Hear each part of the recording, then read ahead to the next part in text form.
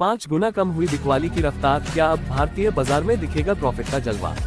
विदेशी निवेशकों की बिकवाली की स्पीड पर लगी ब्रेक के बीच भारतीय इंस्टीट्यूशनल इन्वेस्टर ने खरीदारी बढ़ा दी है, जिसकी वजह से सेंसेक्स में 3% से अधिक की रिकवरी आ गई है।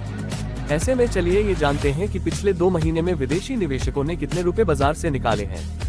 भारतीय शेयर बाजार में जारी बिकवाली की स्पीड में अब कमी आ गई है।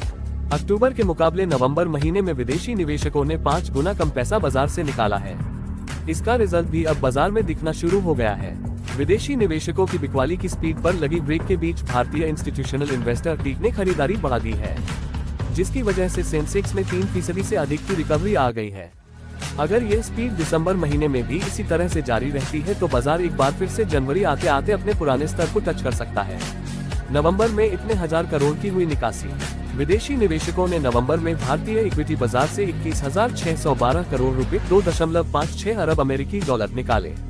विश्लेषकों के मुताबिक अमेरिकी बॉन्ड यील्ड में बढ़ोतरी, डॉलर की मजबूती और घरेलू अर्थव्यवस्था में मंदी के चलते विदेशी पोर्टफोलियो निवेशकों एफपीआई की बिकवाली जारी है।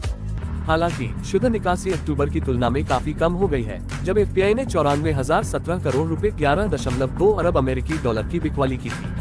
एफपीआई ने 2024 में अब तक कुल 15,019 करोड़ रुपए की शुद्ध निकासी की है।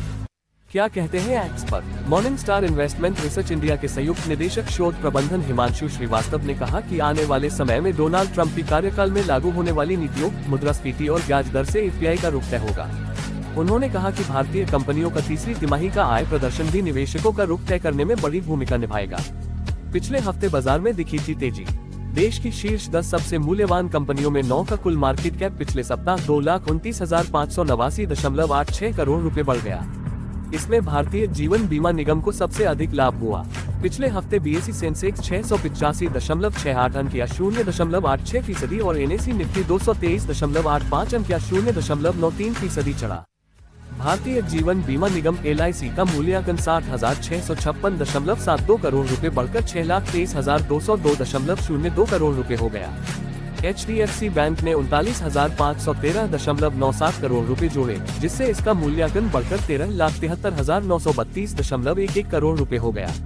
रिलायंस इंडस्ट्रीज का बाजार मूल्यांकन 35,860.79 करोड़ रुपए बढ़कर 17,48,991.54 करोड़ रुपए और भारतीय एयरटेल का बाजार मूल्यांकन 32,657.06 करोड़ रुपए बढ़कर 9,26,725.90 करोड़ रुपए हो गया।